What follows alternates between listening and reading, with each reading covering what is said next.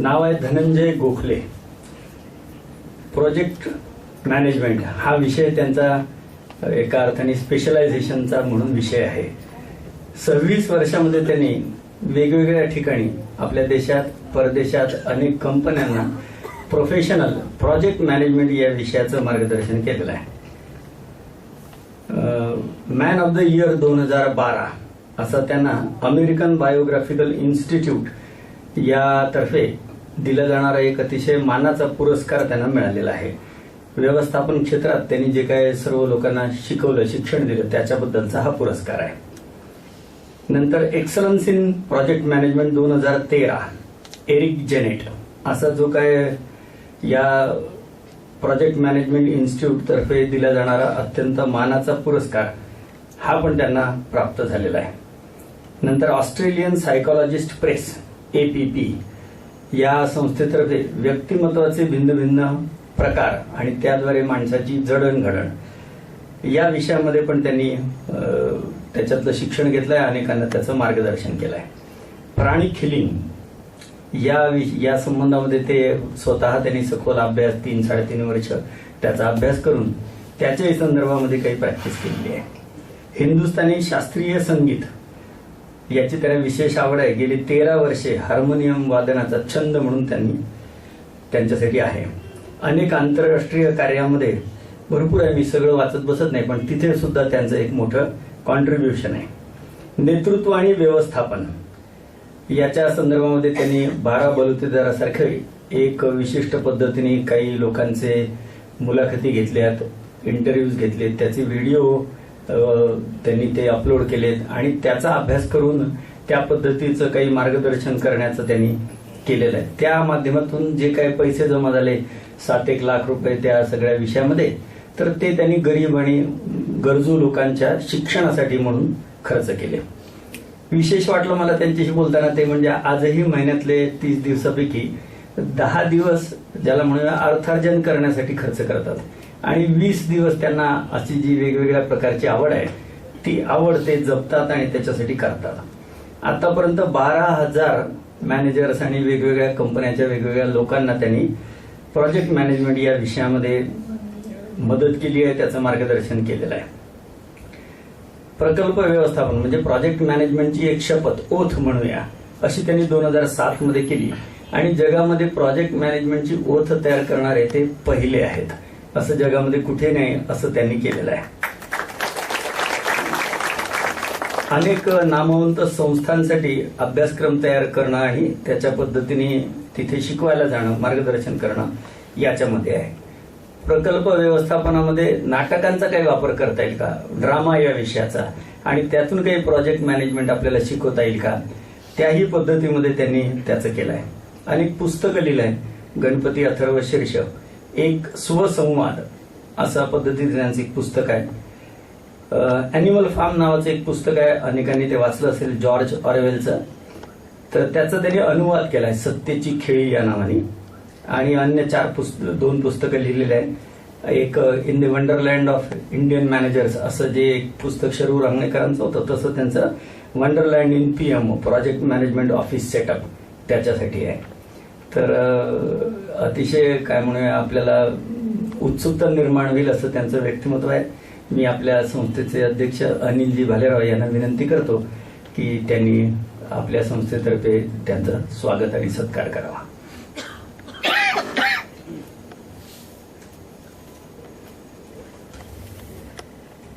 By profession ते तसे mechanical engineer आहे. पुण्याच्या इंजिनिअरिंग कॉलेजमधून इंजिनिअरिंगचं शिक्षण झालं. टाटा मोटर्समध्ये आणि मर्सिडीज बेंझमध्ये त्यांनी नोकरी केली आणि त्यानंतर या सगळ्या विषयामध्ये ते आता काम करतात. मी त्यांना विनंती करतो की त्यांनी सभेला उद्बोधन करावं. नमस्कार. आता सर म्हणाल तसं उद्बोधन कर वगैरे तसं मला जमणार नाही बरं का.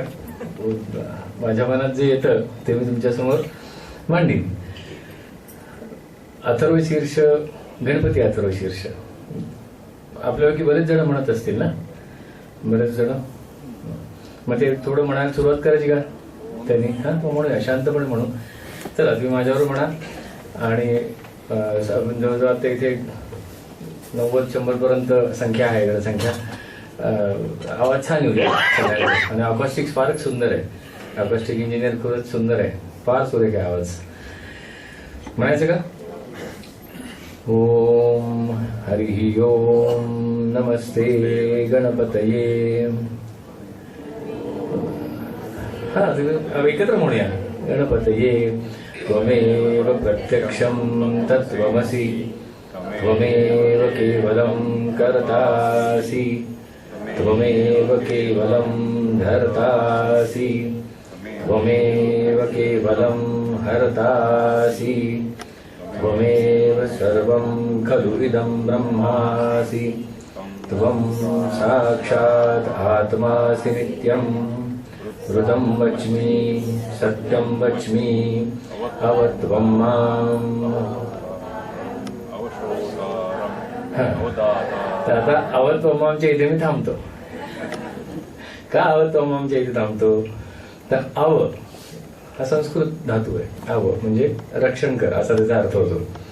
अव त्वम, त्वमचा अर्थ काय होतो? तुम्ही. माम, माम म्हणजे माझं. मम मे माम षष्ठी. माझं संस्कृत नाही बरं का, शिक्षण काय झालेलं, पण जेवढा अभ्यास जमला त्याच्यातलं माम म्हणजे एवढं कळलंय मला. माझं अव त्वम माम म्हणजे आता याचा मराठीमध्ये जर का भावार्थ लक्षणार्थ सांगायचं झालं तर काय होईल? रक्षण कर तू माझं. अव त्वम माम. मराठी सिंटॅक्स मध्ये सांगायचं झालं तर तू माझं रक्षण कर. त्वम माम अव. बरोबर आहे? हे कोणाला सांगतो आपण? अथर्व शीर्षामध्ये हे अवत्वम माम हे कोणाला सांगतो? गणपतीला सांगतो. म्हणजे अथर्व शीर्ष हे कोणासाठी म्हटलं गेलंय? गणपतीला. हा गणपती कोणाची कशाची देवता आहे? बुद्धीची, ज्ञानाची. बघा ही उत्तरं लॉक करू. केबीसी आठवते? फोन फ्रेंड वगैरे करायचं आत्ता करा. हा हे लॉक करतो मी. गणपती ही बुद्धीची देवता आहे. ह्याच्यात म्हणजे मला माहित नाही, तुम्ही म्हटल्यावर असणार. बुद्धीची, ज्ञानाची, शहाणपणाची अशी देवता आहे. आणि आपण त्याला सांगतो की तू माझं रक्षण कर वगैरे वगैरे वगैरे. अथर्व शीर्ष कोणासाठी म्हटलंय? तुम्ही म्हणाला गणपतीसाठी. आता विचार करा. सवाई गंधर्व पुण्यामध्ये महोत्सव असतो. पंडित भीमसेन जोशी आता नाही सर, पण असं धरून चाललं की 10-15 वर्षापूर्वी मी त्या सवाई गंधर्व महोत्सवामध्ये गेलोय. पंडितजी सकाळी गायला बसले. मागे 4 तंबोरे सुरेख सर्जपंचम लागलाय आणि त्यांनी तंबोरे लावले आणि ते गाणं सुरू करणार. त्याच्या आधी मी जाऊन पंडितजींना सांगितलं, पंडितजी वा, तुम्हाला आजकाल तंबोरा चांगला लावता येतो बरं का. हा हे असंच कसं केलं तुम्ही आता?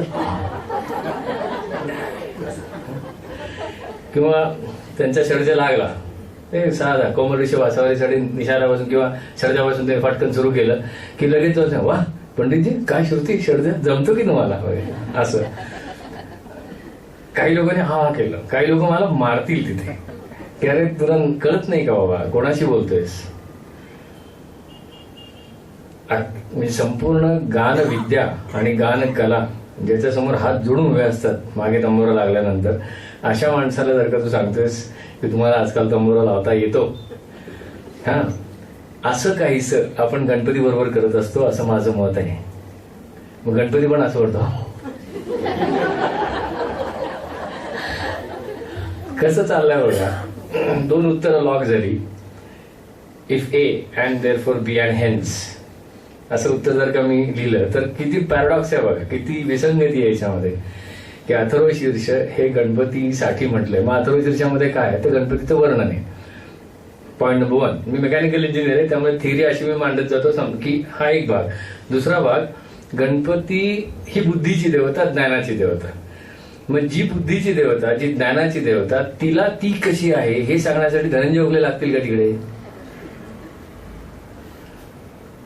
येत्या लक्षात? अहो साधा कुठला तरी माणूस तुम्हाला जर का सांगायला लागला तुम्ही कोणा, तुम्ही पण म्हणता मला माहिती. इनफॅक्ट काही वेळेला उलट म्हणतो आपण, माहित नाही का मी कोण आहे. मग आपल्यासारखी माणसं जर का असे 2 वाक्प्रचार वापरत असतील तर गणपतीला आपण हे सांगणं बरोबर आहे का? हरिओम नमस्ते गणपती असं ठीक नाही ना. अरे वा, थँक्यू सो मच.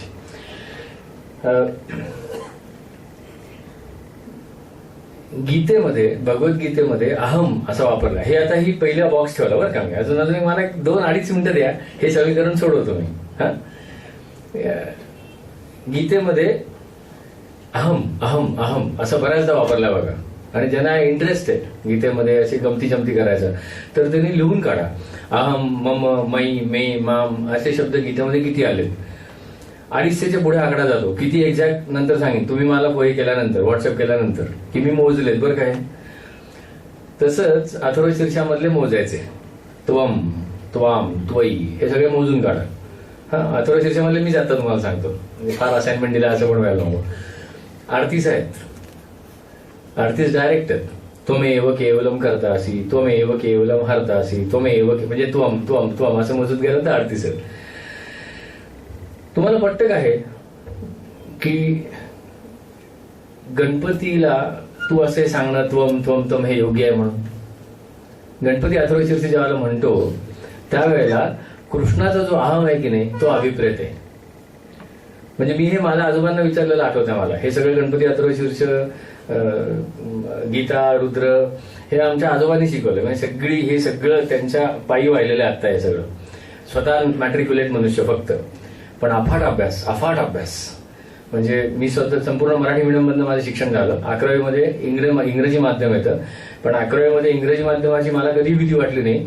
कारण घरी शेक्सपियरच्या, शेलीच्या, अशा सगळ्या कविता आम्हाला ते शिकवायचे. आणि नुसते शिकवायचे नाहीत, तसे गमती जमतीने शिकवायचे. की एक इंग्लिश शब्द आला ना त्याच्या आजूबाजूने 12 ते 15 शब्द सांगायचे. आणि सांगायचे म्हणजे स्वतः एकाही शब्दाचा अर्थ त्यांनी सांगितला नाही आजपर्यंत. त्यामुळे तुम्ही कशाला सांगू, हा शब्द मी तुला सांगितला, आता शोध. मग मी त्यांना सांगायचो की हा अर्थ मिळाला बरं का, मिळाला, कळला, वाक्प्रचार करून दाखव. अशी ती शिकवण होती. म्हणून मी त्यांना पण विचारलं, म्हणलं गीतेमध्ये श्रीकृष्ण किती मी करतो म्हटलं. अर्जुन कंटाळा नाही का? 708 श्लोकामध्ये हा जवळजवळ 300च्या वरती श्लोकांमध्ये माझ्यासारखा वाग, माझ्यासारखा वाग, माझ्याकडे ये, माझ्यावर श्रद्धा ठेव, मी जे सांगतो ते कर. कोणी वैताग गेलं म्हटलं. हा काउन्सिलिंगच्या अगेन्स्ट जातो म्हटलं माणूस.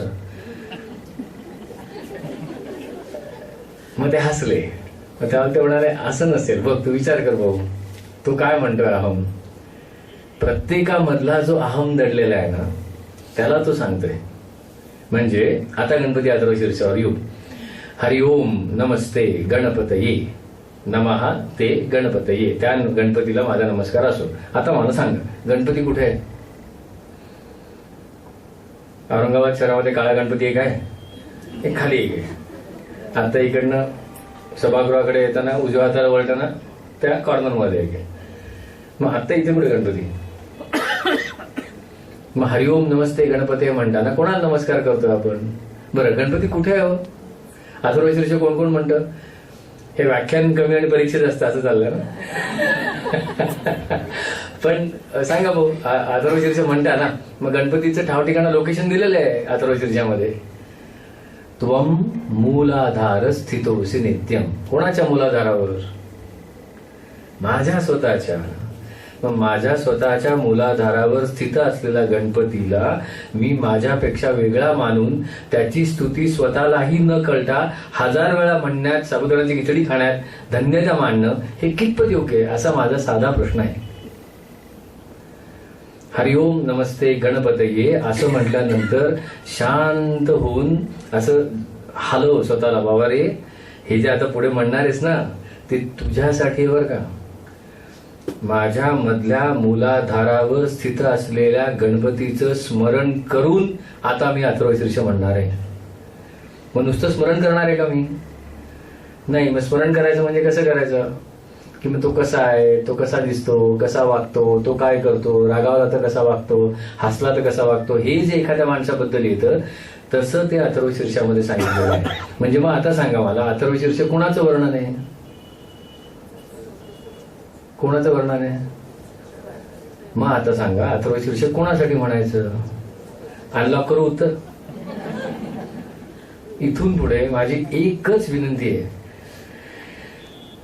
अटेन्शनसाठी गणपतीची मूर्ती ठेवली तरी चालेल, बाह्य अटेन्शनसाठी, पण अवधान कुठे पाहिजे? आणि असं ज्यावेळेला अवधान लागायला लागतं, म्हणून मी आता तुम्हाला काय म्हटलं, अवत्वम माम म्हणजे काय अर्थ होतो, तुम्ही माझं रक्षण करा. बरोबर आहे. आता ज्या क्षणी अथर्वशीर्ष हे मी माझ्यासाठी म्हणतोय, या वेळेला त्वमचा अर्थ काय होतो, मीच, म्हणजे तू तिथं अथर्वशीर्षामध्ये काय तू ऐकलं की म्हणायचं मी, तू ऐकलं. आणि मी बरीच जण येतात माझ्याकडे, अथर्वशीर्ष छान आहे, छान आहे, मला पण माहिती आहे त्याचा उपयोग काय. नाही मला काय होतं, मी अथर्वशीर्ष म्हणताना ना माझं ध्यान निघून जातं. म्हटलं कुठे बसून म्हणता, नाही आमच्यासमोर आमच्याकडे गणपतीची मूर्ती आहे, मग असं करा त्या मूर्तीच्या मागे आरसा लावा. देवांच्या मागे आरसा लावण्यामागे कदाचित ही भूमिका असू शकेल असं मला वाटायचं, कारण आमच्या देवघरामध्ये आरसा होता. मग कधीतरी नजर आरशावर, कधी मूर्तीवर, कधी आरशावर, कधी मूर्तीवर जाईल की नाही, अशी ती गंमत आहे. मग आता सांगा मला, मी तुम्हाला आता विनंती केली की बाबा मला सांभाळून घ्या बरं का, अवत्वम माम, तुम्ही माझं रक्षण करा. पण आता माझं रक्षण कोणी करायचं आहे, सोपं केलं की नाही. आता तुम्ही काय म्हणाल, आता तुझं तू, आता तुझं तू बघ. हे मी नाही सांगत आहे, हे तुम्हाला वाटेल काय मराठी बोलतोय तुझं तू बघ. संस्कृतमध्ये याला म्हणतात उद्धरेत आत्मनात्मानम. गीतेचा श्लोक आहे 6व्या अध्यायात की उद्धरेत आत्मनात्मानम. मग असं अथर्वशीर्ष जर का छान, म्हणजे अथर्वशीर्ष गणपती समोर जर का तुम्ही म्हणलं 21 वेळा, बरीच लोक असतील आपल्याकडे म्हणणारी, ते म्हणणं वाईट आहे चांगलं आहे असं कृपया अर्थ करू नका बरं का. मी एवढंच म्हणतोय की 1000 वेळा म्हटलं आणि खरोखरच गणपती प्रसन्न झाला, उठला, हा सांग काय, आणि मग तुम्ही सगळं मागितलं की मला हे दे, मला ते दे, मला ते दे, मला ते दे, काय म्हणेल गणपती सांगा. तो म्हणेल हे घे, हा मोदक घे आणि तुझं तू बघ. अक्षरशः असं म्हणेल. गणपती काय, कृष्ण काय, हे सगळे खरे चांगले गुरु जे आहेत ना, ते कधी असं काढून स्पून फिडिंग करत नाहीत. मी तुला देईन सगळं, पण काम करायचंय तुला करायचं. मग आता अवत्वम माम. आता आपण असं करू की आता वक्ता कोण आहे इकडे, वक्ता कोण, मी. नक्की लॉक करू. तुम्ही पण वक्ते आहात ना हो. बघा आता कसं गंमत होते बघा. मी बोलतोय म्हणजे मी काहीतरी एक्सप्रेस करतोय, मी आता वाणी किंवा वैखरीचा वापर करतोय. एखाद्या वेळेला माझे हात हलतोय, चेहरा, तुमचं पण तुम्ही काहीतरी माझ्याशी बोलताय ना. बऱ्याचदा तुम्ही शब्दांनी पण बोलताय आणि हात वर करून किंवा तुमच्या ज्यावेळेला स्कॅनिंग चालू असतं सगळं व्याख्यान देत असताना, तर नजरेकडे लक्ष असतं, खांद्याकडे लक्ष असतं, डोक्याकडे लक्ष असतं. तुम्ही सतत बोलत असता माझ्याशी काहीतरी तुमच्या देह बोलीतनं. कोणतरी असं बसल्यामुळे कंटाळा आलेलीच त्या माणसाला, आता आवरा, असंही तुम्हाला सांगत असेल मनुष्य. मग इथे वक्ता कोण, हा बरं. मग आता अथर्वशीर्षामध्ये येतं का वक्त्याबद्दल काहीतरी, नाही येत. अववक्तारम अवश्रोतारम. आता गंमत सांगतो. आता हे मी तुम्हाला फक्त कसं दिलं, ट्रेलर दिला पिक्चरचा. आता मूवी सुरू करू आपण. अथर्वशीर्ष आहे काय, बेसिकली अथर्वशीर्ष हे स्वतःला जाग करणारं स्तोत्र आहे. खडबडून जाग करणं, नुसतं ती स्वीट गुड मॉर्निंग नाहीये ती. उठ, युद्धाय कृतनिश्चय, असं जसा श्रीकृष्ण ठणकावतो ना अर्जुनाला, तसं अथर्वशीर्ष म्हटल्यानंतर आतून आपण उठलं गेलं पाहिजे. उठ. मग पहिल्यांदा सांगतं तू कसा आहेस, मग त्याच्यानंतर तू काय करणार आहेस, ते कसं करणार आहेस, त्याच्यासाठी तुझी मानसिक अवस्था कशी पाहिजे, तू कशाचा बनलेला आहेस त्याचं तू लक्षात घे. असे ते एक एक एक एक एक एक एक एक 5 ते 6 गोष्टी त्याच्यामध्ये आहेत. मग पहिल्यांदा काय सांगितलं की सगळ्यात पहिला विश्वास असा ठेव की गणपती कोण. बरं, इथे आता आपल्या इथे जी लोक बसले त्यांच्यापैकी लीडर्स कोण आहेत, लीडर कोण कोण आहेत. आता कळलं नाही तुम्हाला मी काय करतोय ते, राईट. प्रत्येक जण लीडर्स आहे की नाही. लीडर्स म्हणजे जो नेता, तो नेता. नेता म्हणजे नी धातू आहे, नेणे. संस्कृत मधला नेता शब्द उगीच नाही आलेला, नी नय, नेणे. मग जो नेतो तो नेता, असं त्याचा अर्थ येतो. मग घेऊन जाणारा तो नेता. मग कोण कोण नेता आहे त्याच्यामध्ये, सगळेच ना. आता तुम्हाला इथे कोणी आणलं म्हणजे कोण, तुम्ही नेते. आता खरं मनात काही लोकांचे असेल, कुठे जाऊ तिथे, कोणी सांगितलंय, नाही असं होऊ शकेल, कोणी सांगावं नाही का. सत्वराचे तर मग प्रत्येकाचे प्रत्येक वेगळ्या वेळेला येतात. मग कोण जाऊ दे कुठे, आता मला घरी जायचं आहे, पण नाही असं नाही, ऐकायला असेल आपलं ठरलंय ना आता, दर म्हणजे दर महिन्यामध्ये एकदा एखादा मंगळवार बुधवार आपण देतो, चल तिथे बस, चल हा नेता. हा मग आता प्रत्येक जण नेता आहे ना, मग गणपतीचा अर्थ काय होतो? नेता, गणपती, बरोबर. मग आपण प्रत्येकामध्ये जो नेता दडलाय, लिडिंग सेल्फ ही टर्मिनॉलॉजी वापरली जाते. स्वतःचं नेतृत्व करणं ह्याच्या इतकी कुठलीही कठीण गोष्ट नाही. Leading self is 99 and hence leading others 1 असं म्हटलं जातं. 99% मदत किंवा 99% श्रम हे स्वतःला लीड करण्यामध्ये जातात. तुम्ही ज्याला लीड करत स्वतःला छान घडवत नेताना उरलेला 1% लिडिंग अदर्स. श्रीकृष्णाने सुद्धा गीतेमध्ये सांगितलं, मी प्रूफ देणार आहे, माझ्याकडे असं बघू नका लगेच. कारण त्यांनी सुद्धा तेच सांगितलंय, न बुद्धिभेदम जनियेत अज्ञानम कर्म सांगिनाम. लोकांना सांगायला जाऊ नकोस. जोशयेत सर्व कर्माने. तुझं कामच तो असं सुरेख करणं की लोक अट्रॅक्टच झाली पाहिजेत त्याला. आणि एकदा लोक अट्रॅक्ट झाली की तू म्हणशील ते करतील. 99 सेल्फ 1 अदर्स असं तो गणपती आहे. मग मी कसं काम करायचं याचे एका पुढे एक अथर्व शीर्षामध्ये असं लिस्ट म्हणू आपण त्याला, किंवा डूज अँड डोंट्स म्हणू. मग पहिलीच सांगितलं आहे की अववक्तारम. आता अवचा अर्थ काय? रक्षण कर. वक्तारम, वक्तारम म्हणजे वक्त्याचं, बरोबर. कोण करणार वक्त्याचं रक्षण? आपलं ठरलंय, तू तिथं बस. आता गणपतीला जे जे सांगेल ते असं फिरून आपल्या अंगावर येतं की नाही बघा. आता म्हणून दाखवा मला 1000 वेळा आवडतं ना. एकदा नाही म्हणणार, कारण सगळंच अंगावर यायला लागलं आता ते. अववक्तारम म्हणजे वक्त्याचं रक्षण कर. बरं, कोणी करायचं वक्त्याचं रक्षण? वक्त्यानेच. मग प्रश्न पडतो की वक्त्याने वक्त्याचं रक्षण करायचं, ठीक आहे, कोणापासून सांगा? नाही, हे फारच झालं. यांनी काय उत्तर दिलं? श्रोत्यापासून. असं नाही हो, तसं चांगले श्रोते आहेत तुम्ही, म्हणजे एवढं काही मला असं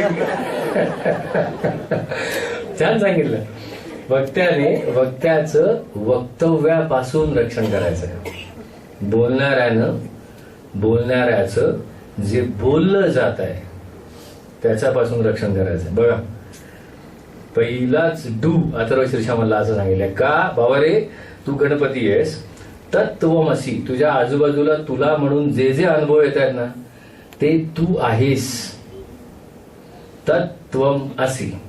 त्वमेव केवलम करता असी. येणार आहे रुचीवर. त्वमेव केवलम धरता असी. त्वमेव केवलम हरता असी. आता ऐकताना काय ऐकायचं? अहमेव केवलम करता अस्मी. अहमेव केवलम धरता अस्मी. अहमेव केवलम हरता अस्मी. त्वमेव सर्वं खलुविदं ब्रह्मासि. त्वं साक्षात आत्मासि नित्यम.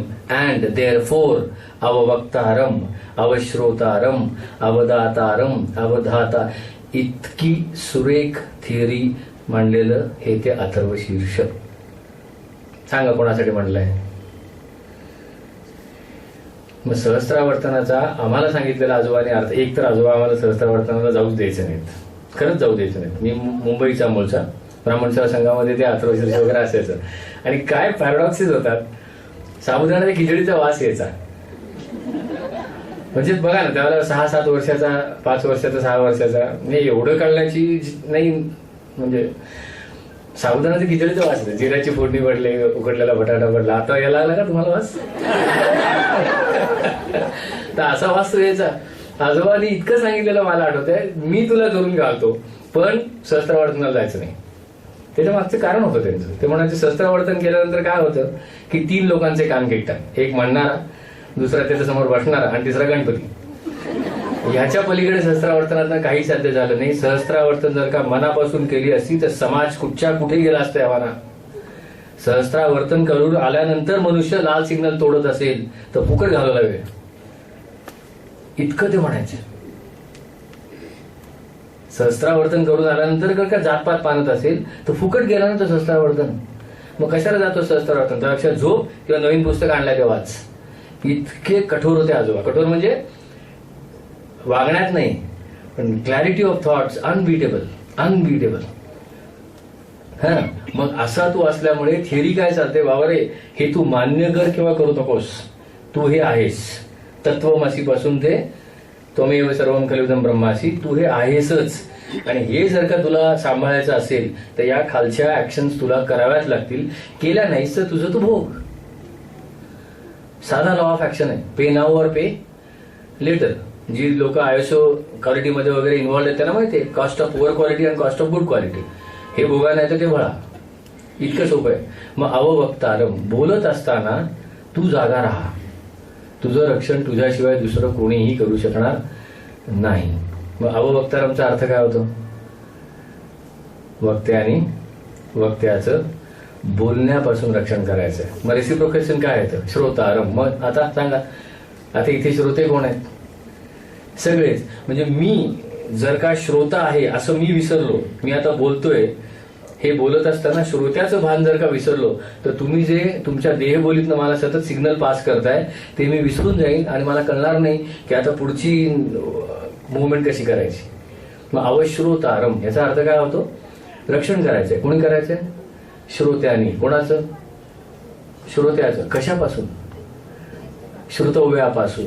श्रोत्यानी श्रोत्याचं श्रुतव्यापासून म्हणजे ऐकणाऱ्यानी ऐकणाऱ्याच ऐकलं जात आहे ना त्याच्यापासून.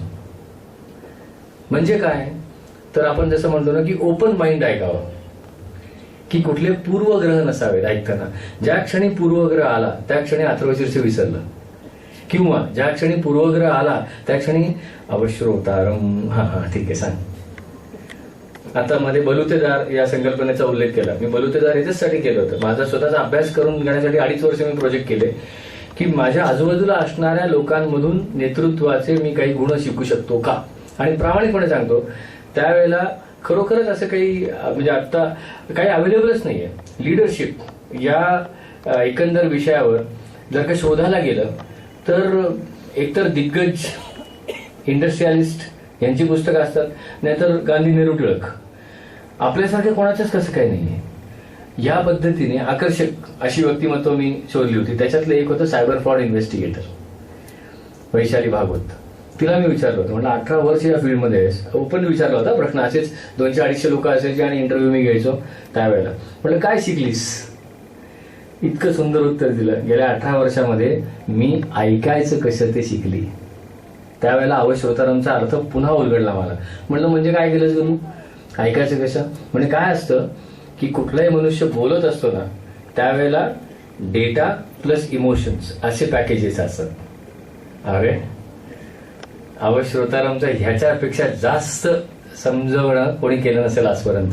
की कुठलाही मनुष्य, तुम्ही आता लक्ष ठेवा, बाहेर गेलात की काही बोलत असताना D+I = expression, data plus information. मग 1+99 असेल किंवा 99+1 असेल. पण कुठलाही मनुष्य काही बोलत असताना फक्त डेटा कधी बोलणार नाही, फक्त इमोशन्स कधी बोलणार नाही, दोन्ही मिळून असेल. मग मी काय करते, मी मिक्स झालेलं वेगळं करते की डेटा ऐकून घेते आणि डेटा ऐकत असताना इमोशन्स बाजूला ठेवते. डेटा ऐकून झाला की त्या ज्या इमोशन्स आहेत त्या टाकून द्यायच्या का? नाही, तो मनुष्य आहे ना समोरचा माझ्या. या डेटाशी त्या इमोशनचं नातं काय? अच्छा, या इमोशनचं ह्यापैकी कुठल्या डेटाशी नातं आहे? एकदा हे कळलं की पुढची सूत्र सगळी सोपी होतात. काउन्सिलरनी 100 वेळा जप करावा असं ती काहीतरी सांगून गेली की ऐकताना काय ऐकायचं? अवश्रोतारम. याचा लक्षात हा. मग आता अववक्तारम कसं करावं आणि अवश्रोतारम कसं करावं याची लगेच खाली कृती दिलेली आहे. त्वम चत्वारी वाक्पदानी. माहिती आहे ना रुचा ही सगळी? आणि नसेल माहिती तर आता माहिती होईल. अववक्तारम अवश्रोतारम त्वम चत्वारी वाक्पदानी. आता आजच्या भाषणामध्ये हेच विषय काय मी निवडला, अववक्तारम श्रोतारम चत्वारी वाक्पदानी, कारण इथे बसलेल्या अनेक लोक दिवसाचा 8 तासापैकी कमीत कमी 4 तास इंटरॅक्शन्स मध्ये घालवतात की नाही. मग इंटरॅक्शन्स मध्ये घालवायचं असेल तर अथर्वशीर्ष किती महत्वाचं आहे. काय कुठल्या 3 रुच्या सतत गोळत राहणार आपल्या लोकांना? अववक्तारम अवश्रोतारम त्वम चत्वारी वाक्पदानी. त्वम चत्वारी वाक्पदानी खरंच समजून घेऊया. त्वम म्हणजे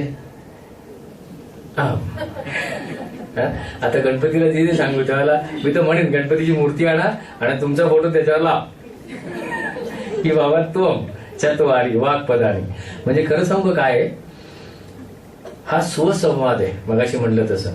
आणि एक रिसर्च आहे बरं का, की आत्ता जे मी बोलतोय तो साधारणतः आत्ता माझ्या मते हा जो स्पीड आहे बोलण्याचा तो 120 ते 130 शब्द पर मिनिटाचा असेल आत्ताचा.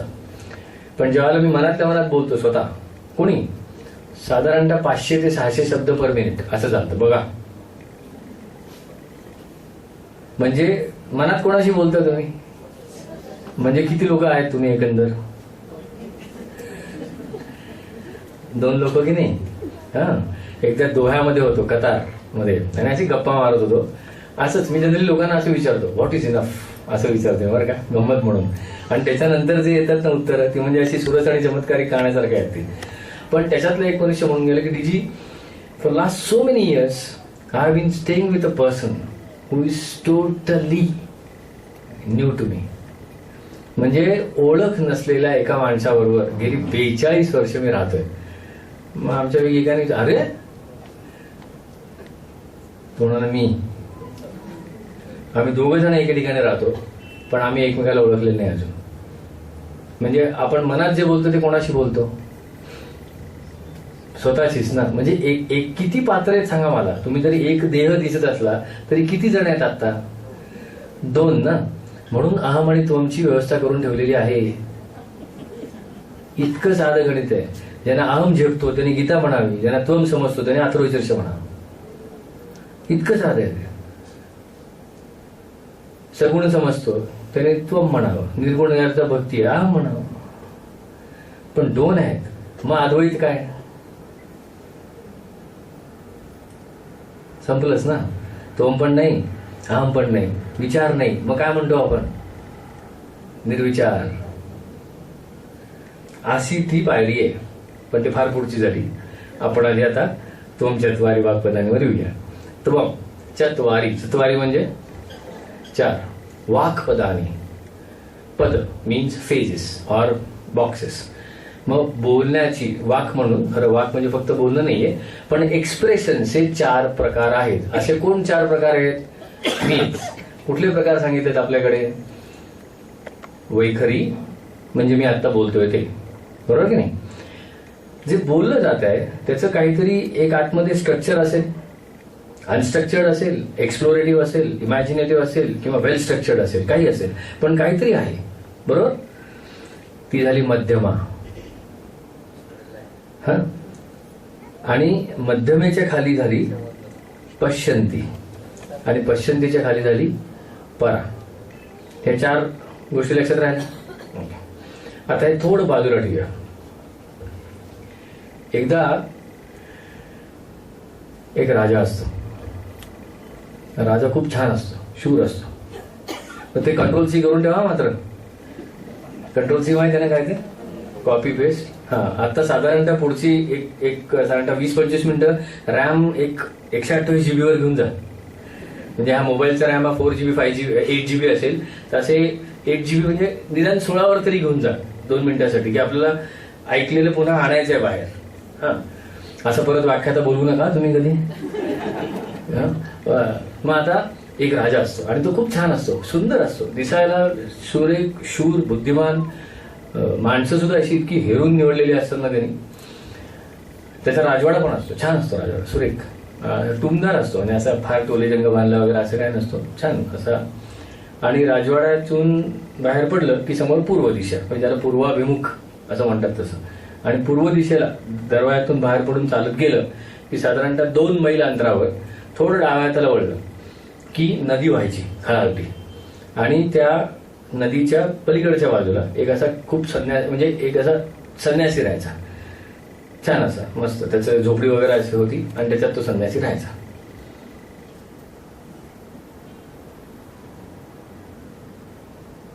हा, ती गोष्ट मी आठवत नाही बरं का. मी फक्त बघतोय की राजा कोणाकोणाला दिसला इकडे. ही गोष्ट ऐकली का पाहिली तुम्ही आता? हा, पाहिली? मी तर सांगतोय, मी कुठे दाखवतोय. असू दे. राजवाडा कोणी कोणी पाहिला? खरं पाहिला हे क्रियापद सुद्धा मी नीट विचारलं पाहिजे. पाहिला चुकलाय, दिसला पाहिजे. फरक जाणवतो काय? तो पाहायला सजगता लागते, दिसायला दिसतच. मग काही जणांनी राजवाडा पाहिला असेल, काही जणांना राजवाडा दिसला असेल. बरोबर. आता मला सांगा, जर का मी इथे आता तुम्हाला सांगितलं की चला राजवाड्याचे चित्र काढा, तुम्हाला जसा दिसलाय तसं चित्र काढा. नाही, मला येत नाही चित्र काढ. मी चित्रकार आणतो, एक्सक्युजेस मला नको.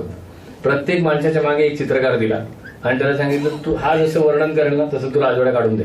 आणि असे 120 लोकांचे राजवाड्याचे चित्र लावले आपण, एक्झॅक्ट सेम असतील ना सगळे. असं कसं 4 वाजून 50 मिनिटांनी एकच मनुष्य एकाच स्वरामध्ये एकाच वेळेला सगळ्यांना राजवाडा हा शब्द मी सांगितला. टोलेचंद नाही हे पण सांगितलं, टुमदार होता हे पण सांगितलं, तरी सुद्धा एवढे वेगवेगळे राजवाडे का? चत्वारी वाक्पदानी मधली संपूर्ण कम्युनिकेशन शास्त्र उभं असलेली तिसरं वाक्पद हे पश्यंती. वैखरी, मध्यमा, पश्यंती. म्हणजे आता काय झालं, मला राजवाडा दिसला कारण मी गोष्ट सांगतोय.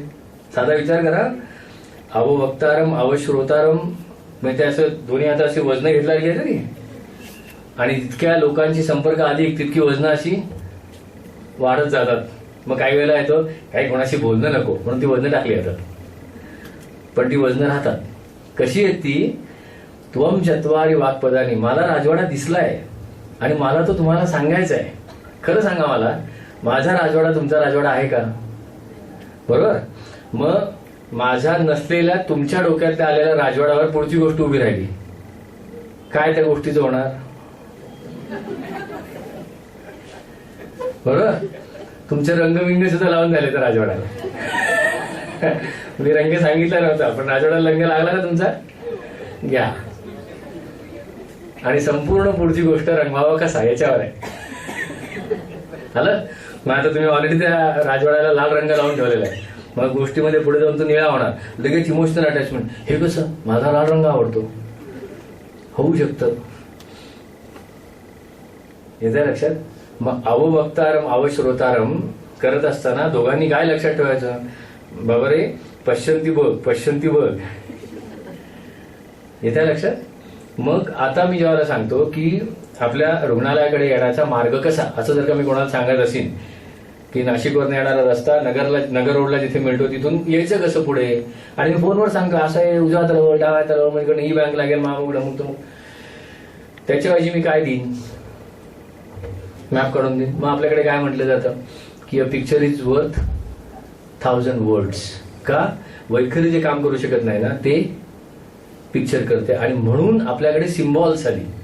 पण अनफॉर्च्युनेटली त्या सिम्बॉल्सलाच इतके नको ते शब्द जोडले गेले, ते संबंध त्या सिम्बॉलची गंमतच गेली. मग आता जर का मला तुम्हाला माझा राजवाडा दाखवायचा असेल तर मी काय केलं पाहिजे? हा राजवाडा हा असं सांगितलं पाहिजे की नाही? तसं मग हे दरवेळेला शक्य असतं का? नाही. मग संवादामध्ये गॅरंटेड गोष्ट काय? विसंवाद. मी बरीच पुस्तकं वाचलेली की बाबा संवादशास्त्राचं मॉडेल आहे, सेंडर रिसिव्हर मॉडेल आहे, आणि हे प्रत्येक, म्हणजे मी नेहमी सांगतो की केवळ डॉक्टर्स असं नाही, प्रत्येक प्रोफेशनलनी समजून घेण्यासारखं आहे. समोरचा मनुष्य, मी अववक्तारम श्रोतारम त्वम चत्वारी वाक्पदानी, एक वाक्पद जरी हल्लं नाही इकडचं तिकडचं, खलास. मग गैरसमजापासून ते भांडणं काय वाटेल ते होऊ शकतं त्याच्यामध्ये. केवळ माझी पसंती तुझी पसंती नाही हे खातरजमा न केल्यामुळे फार काही घडणे घडू शकतात. मग तुमच्याद्वारे वाक्पदान लक्षात कसं ठेवायचं की मी जे म्हणतोय ते तुला दिसताय का रे बाबा, नक्की का? मग श्रोतारामनी काय करायचं? नाही, तुम्ही जे म्हणताय ना ते मला असं दिसतंय, बरोबर आहे का हे? मग श्रोत्यांनी घ्यायची काळजी काय, तर माझे स्वतःचे नको ते रंग न भरता वक्त्याला काय रंग अपेक्षित आहे. हा, तू मला लाल दिसतो, लाल नाही रे, पिवळा, बरं पिवळा, पिवळा, हे काय आहे? मग कम्युनिकेशन शास्त्र अथर्वशीर्षामध्ये सांगतं ना तसं आहे. मग आता माझ्यामध्येच वक्ता, माझ्यामध्येच श्रोता. मग अववक्तारम अवश्रोतारम, आणि पुढची ऋचा काय म्हणायची आपण? त्वम चत्वारी वाक्पदानी. आलं लक्षात? तो साधू दिसला का त्यावर? संन्यासी दिसला सगळ्यांना? कसा होता संन्यासी? सांगायचं खरं. हा, दाढी वाढलेला, भव्य कपडे घातलेले आहे, हातात कमंडलू, एका हातात तिच्या, आणि झोपडी वगैरे. त्याची झोपडी कशी होती वगैरे आहे की नाही. म्हणजे बघा आता कशी गंमत आहे. मला माझ्या गोष्टीमधला तो जो झोपडीतला माणूस राहतोय ना, तो टी शर्ट घालतो, शॉर्ट्स घालतो, त्याच्याकडे अद्याप आहे तसा लॅपटॉप आहे, तो जगाशी कनेक्टेड आहे. अरे हे कसं, ही पसंतीची गडबड, ही पसंतीची गडबड. हा आता एकदा काय करूया, मगाशी जेवढं आतुरशीर्ष म्हटलं ना, परत एकदा म्हणायचं ते मी म्हणणार आहे. तुम्ही म्हणायचं नसेल तर नका म्हणू, पण जिथे जिथे त्व मिळेल तिथे काय ऐकणार तुम्ही म्हणायचं. चला, हरि ओम नमस्ते गणपतये. कुठे गणपती दिसतोय. हरि ओम नमस्ते गणपतये. त्वमेव प्रत्यक्षम तत्त्वमसि. त्वमेव केवलम कर्तासि. त्वमेव केवलम धर्तासि. असं म्हटल्यानंतर स्पीड येईल थोडीशी विचार. हरि ओम नमस्ते म्हणून कान किट्टात सांगितलं का ते. त्वमेव केवलम कर्तासि ही रुचा घेऊ आपण आणि म्हणून दाखवा फास्ट. 4:56 झाले, ते घड्या 5 मिनिटं पुढे आहे.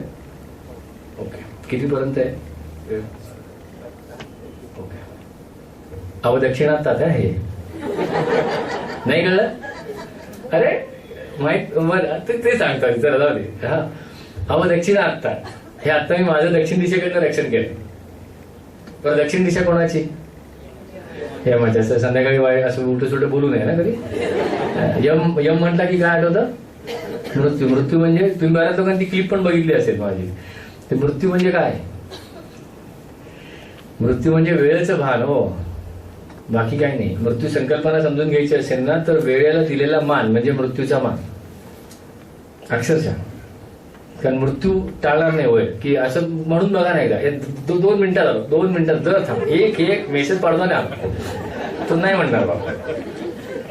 ही एकच अशी गोष्ट आहे की जी वेळ पाळते सतत. म्हणून मृत्यूचा अभ्यास करायचा असेल तर जाऊ दे तो यम काय असेल तो, मी वेळेचा अभ्यास करेन.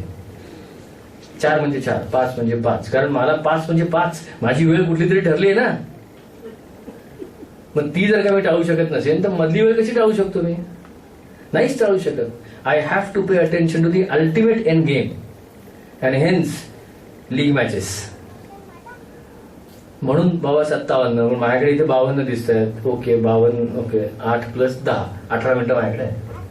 अव दक्षिणातात. आता इथून पुढे अव दक्षिणातात जेव्हा म्हणाल तेव्हा काय म्हणाल. तू माझं दक्षिणेकडून रक्षण कर. हे झालं ढोबळ अर्थ आरती संग्रह पुस्तकात लिहिलेला. आपण काय अर्थ घ्यायचा आहे. मी माझं दक्षिणेकडून रक्षण करीन म्हणजे मी सतत वेळेचं भान ठेवीन. आणि हे वेळेचं भान अववक्तारम अवश्रोतारम त्वमेव चत्वारी वाक्पदानी ह्या 4 विचारांमध्ये सुद्धा मी ते ठेवीन. आता त्वमेव केवळ कर्तासि. त्वमेव म्हणजे मीच. येतं का मनामध्ये बऱ्याचदा ही माणसं माझ्याच राशीला का आली. बरंच येत असं. म्हणजे अगदी रिक्षा ड्रायव्हर पासून ते घरातला मनुष्य हा माझ्याच डोक्याशी का. मग ऑफिसमध्ये सुद्धा याला दुसरं डिपार्टमेंट मिळालं नाही का. हा किंवा इतक्या लेवलला जातो. बरेच असं म्हणतात बघा की काय असतं प्रत्येकावर रागवाड्याची एक लिमिट असते बरोबर की नाही. मग आता अरे ह्याच्यावर काय रागवायचं अशी एक कुठेतरी लिमिट येते. मग त्याच्यानंतरचा मनुष्य कोण. याला घेतलं कोणी.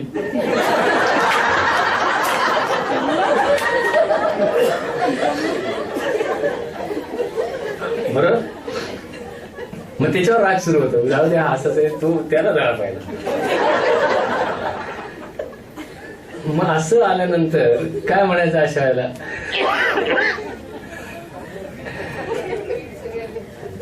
त्वमेव केवलम कर्तासि. हे अगदी फार पुढचं उदाहरण दिलं. म्हणजे तुम्ही म्हणताय हातात काही नाहीये माझ्या सगळं पण खरंच हातात आहे बरं का. म्हणजे इतकं हातात आहे की बऱ्याचदा लोक पटकन म्हणून जातात आईबाप काय स्वतःच्या हातात असतात का. आईबाप स्वतःच्याच हातात असतात. जन्म घेताना मी ठरवून आलेलो आहे या आईबापांच्या पोटीत जन्माला येणार, कारण या आयुष्यातली माझ्या असाइनमेंट ठरल्या आहेत ना, की मी हे शिकायला आलेलो आहे.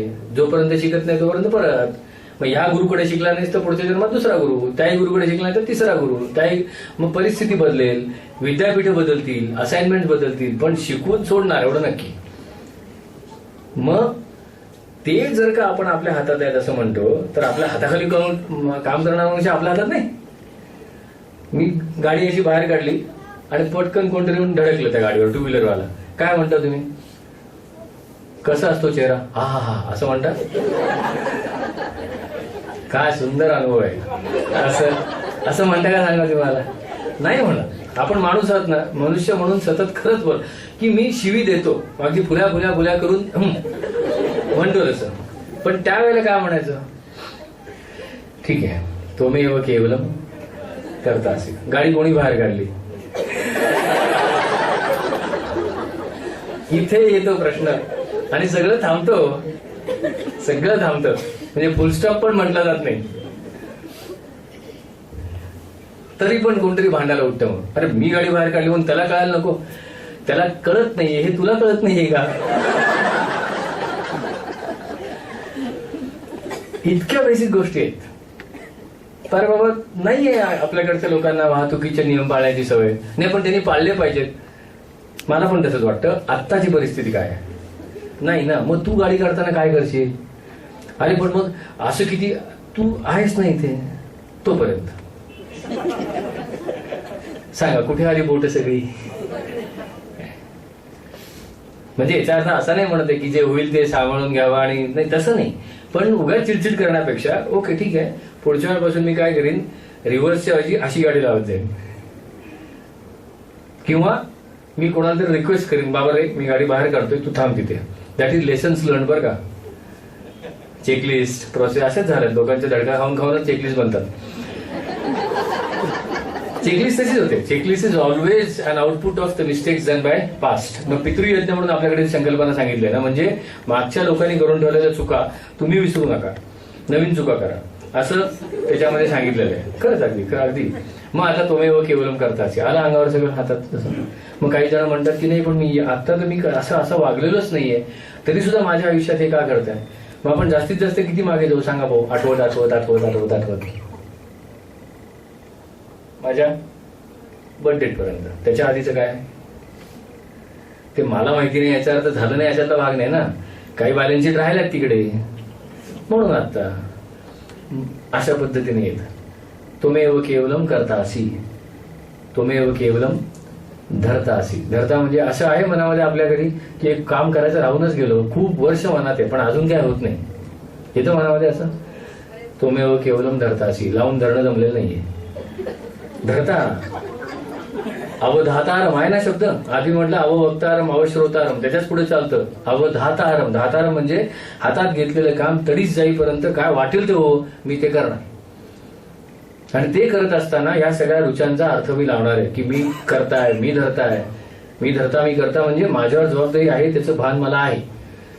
मग हरतासी, प्रॉब्लेम कोण सोडणार आहे सगळे? असं अथर्वशीर्ष चालतं. आता काय बोलू काय नको असं होतं काय वेळा अथर्वशीर्ष सांगत असताना.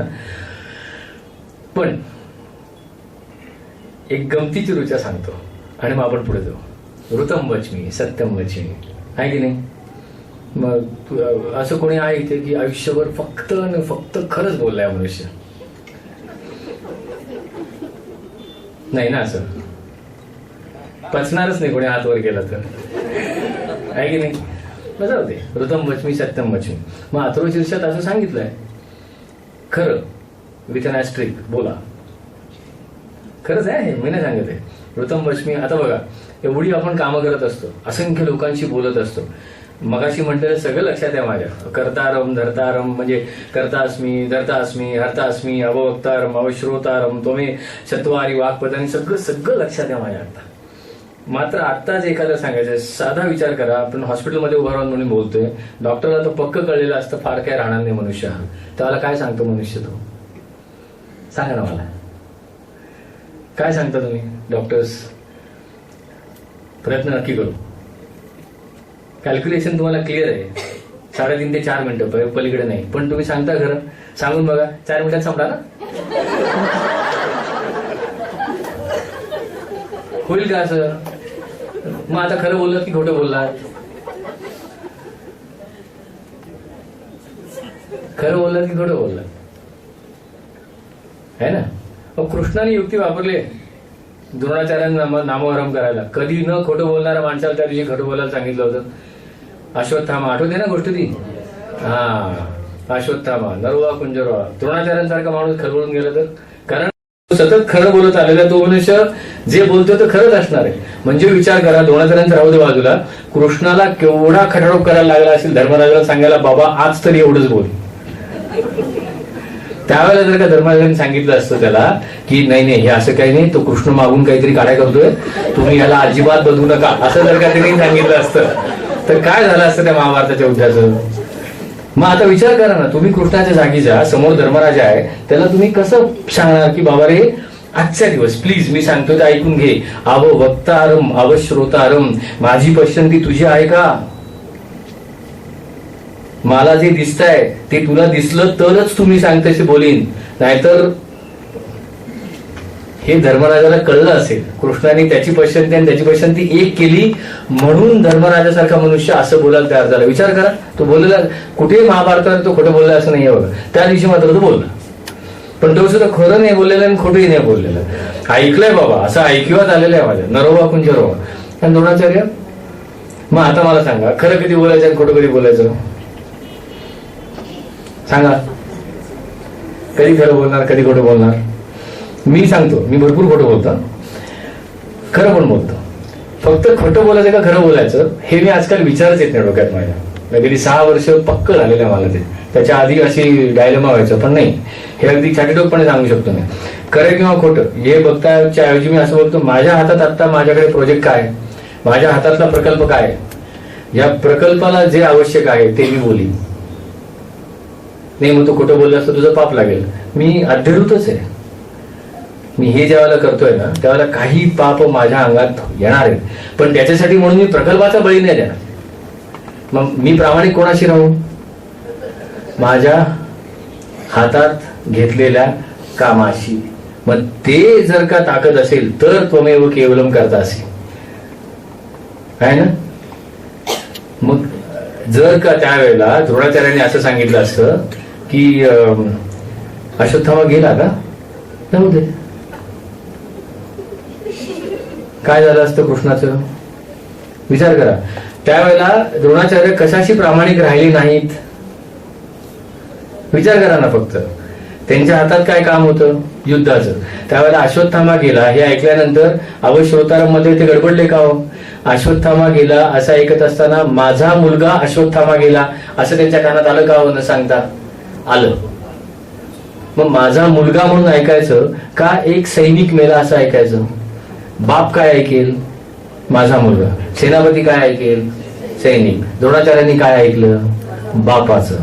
प्रामाणिक कशाचे राहिले? कृष्णाला सोपं केलं. हरिओम नमस्ते गणपतये. येतं लक्षात आता अथर्वशीर्ष कसं येते? मग आता म्हणायचं का? आणि मग थांबू आपण, 5-8 झालेत. हा, मग हरिओम नमस्ते गणपतये. परत परत विचार पटकन जा. गणपती कुठे आहे? गणपतीचा अर्थ काय? फार मास्तरगिरी होत नाही ना? हा, गणपतीचं झाली तरी चालेल. गणपतीचा अर्थ काय? लीडर्स.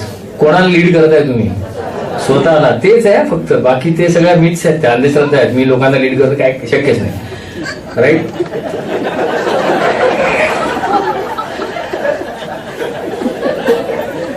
तर हरिओम नमस्ते गणपतये. त्वमेव प्रत्यक्षम तत्त्वमसि त्वमेव केवलम कर्तासि. केलेल्या कामाची, हाती आलेल्या कामाची संपूर्ण जबाबदारी, काम करत असताना येणाऱ्या सर्व प्रसंगाची जबाबदारी, काम झाल्यानंतर होणाऱ्या सर्व परिणामांची संपूर्ण जबाबदारी असा मी घेणार. त्वमेव केवलम कर्तासि. सांगा, ह्या रुचीच्या पुढे जाता येईल? मग सहस्रावर्तनाचा अर्थ मगाशी सांगितला तसा की आवर्तन करत करत करत करत करत करत वर्तनात बदल म्हणजे सहस्रावर्तन. तो असं ते सहस्रावर्तन आमच्या आजोबांना अपेक्षित होतं. त्यामुळे ते काय म्हणायचे, अरे सहस्रावर्तन होणारच आहे, एका दिवशी होऊन तुझा वेळ फुकट जाईल, आयुष्यभर कर, मस्त सुखात जगशील. एक ऋचा दर सकाळी जी असेल ती, म्हणजे मी तर काय वेळेला चिठ्ठ्या केलेल्या आहेत, खरं सांगतो. आजही मी गाडीत येताना असं काय नाही, हरी ओम नमस्ते गणपती, त्याच्या पुढचं म्हणायचंच नाही. आजची ऋचा कुठली चिठ्ठ्या करा तुम्ही, ज्यांना मनापासून खेळायचा ना हा सगळा खेळ, त्यांनी सगळ्या ऋचा लिहा, त्याच्या चिठ्ठ्या करा. सकाळी एक चिठ्ठी उचलायची, काय आलं बाबा, अवश्य होतारम. दिवसभर काय कराल, अवश्य होतारम, अवश्य होतारम. साधा विचार करा. अशा 5 चिठ्ठ्या जरी मुरवल्या अंगात, म्हणून मी पुस्तक त्याच्यासाठी लिहिलंय, त्यांना हवं त्यांनी घ्या. हे केवळ 300 रुपयाला, आणि हे अक्षरशः ठरवूनच केलेलं आहे सगळा उद्योग.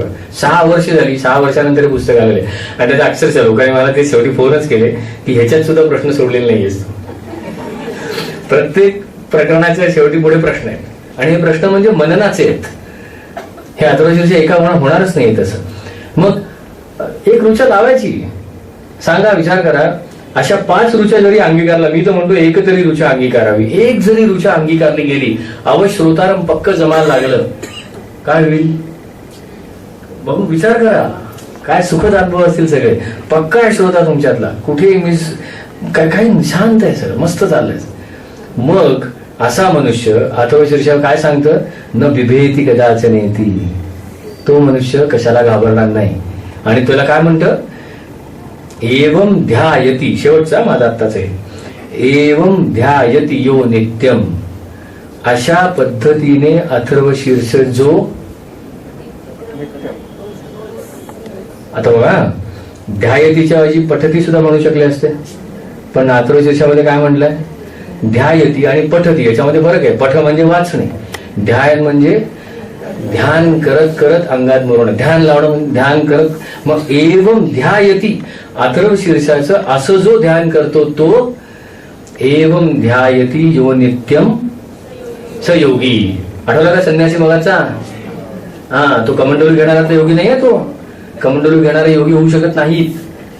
कमंडलू घेतले असेल पण त्यांनी कामं भरपूर केली असतील, लोकांसाठी असतील कमंडलू, पण त्यांनी कामं काय काय केली, तुडुंब कामं केली. म्हणून गीतेमध्ये अनाश्रित कर्मफलम. कसा योगी आहे, सतत कार्यरत, कधी न जमलेला, सतत उत्साही, लोकांना सतत उत्साह देणारा आणि कुठल्याही फळामध्ये न अडकणारा असा तो योगी. असे योगी अथर्वशीर्ष म्हटल्यामुळे होतात. पण म्हटल्यामुळे होतात म्हणायचं का कशामुळे होतात, अंगीकारल्यामुळे होतात. एवं ध्यायती यो नित्यम स योगी योगिनाम वरः. असा योगी श्रेष्ठ तो होतो. मग असे योगी श्रेष्ठ आपल्या सगळ्यांना व्हायचं आहे की नाही, म्हणून अथर्वशीर्ष म्हणावं. अथर्वशीर्ष संपूर्ण म्हणण्याच्या मागे लागू नये, 11 वेळा म्हणायच्या मागे तर मी कधी लागलेलो नाहीये. शांत म्हणावं, एक ऋचा घ्यावी, शांत बसावं, अवश्रोतारम अवभक्तारम असं म्हणत म्हणत जा. एवढंच आज मला तुमच्यापर्यंत सांगायचं होतं. हा, मग अथर्वशीर्ष एक स्वसंवाद आहे, तो स्वसंवाद सतत चालू ठेवा. नमस्कार.